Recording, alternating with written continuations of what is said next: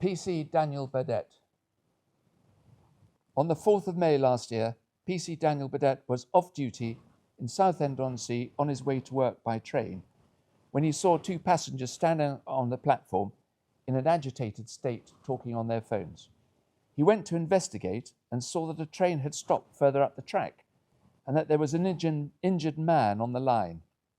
He was lying on his back and his right leg had been severed below the knee. Daniel was aware the next train was due into the station any minute and that the rail authorities had to be told as a matter of urgency to close the line to prevent further injury. Daniel identified himself and confirmed the passengers had called an ambulance. He then jumped down onto the tracks to assess the man's injuries so that the call handler could be updated.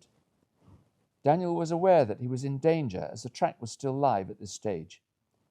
He instructed the two passengers to call the control room so that the incoming train could be stopped and the electricity switched off. The officer found the man was still breathing, but his breaths were laboured. He could see several major deep lacerations to his head, and these were bleeding.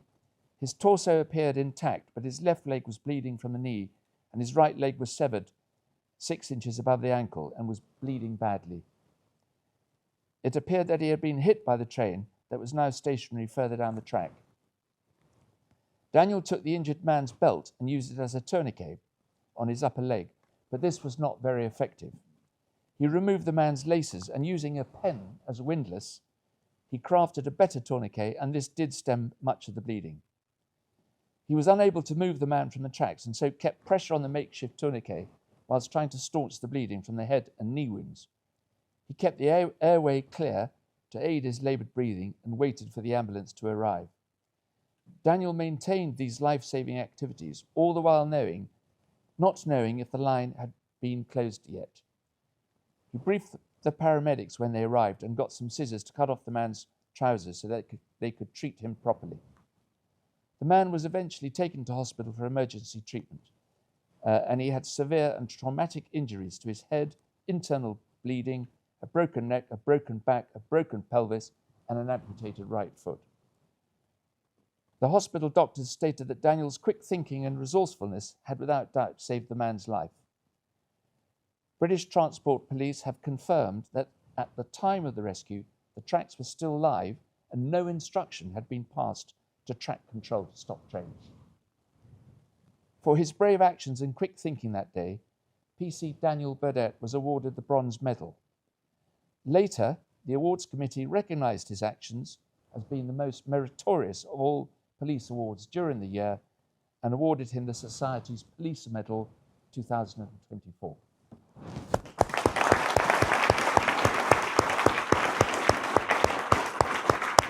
Hello, I'm PC Daniel Burdett.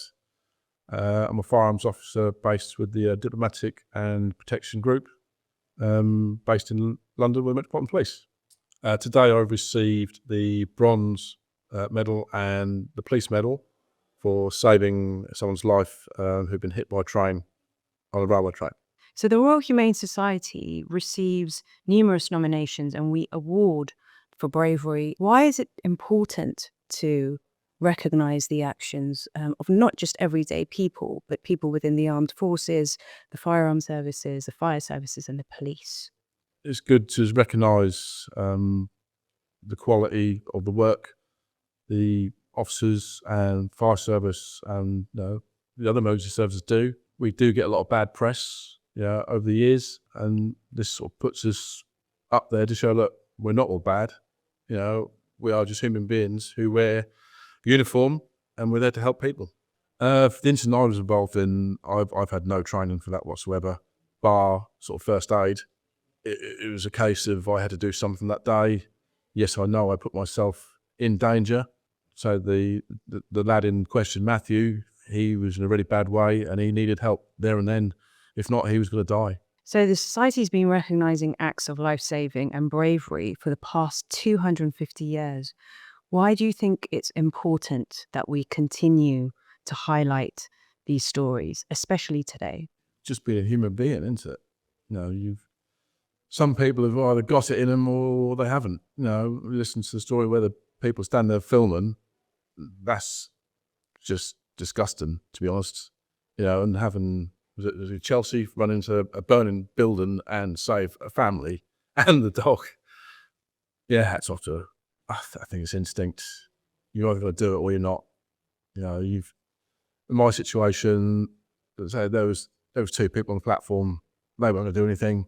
You know, and if I didn't do anything, as I said, he was going to die. You know, it's as simple as that.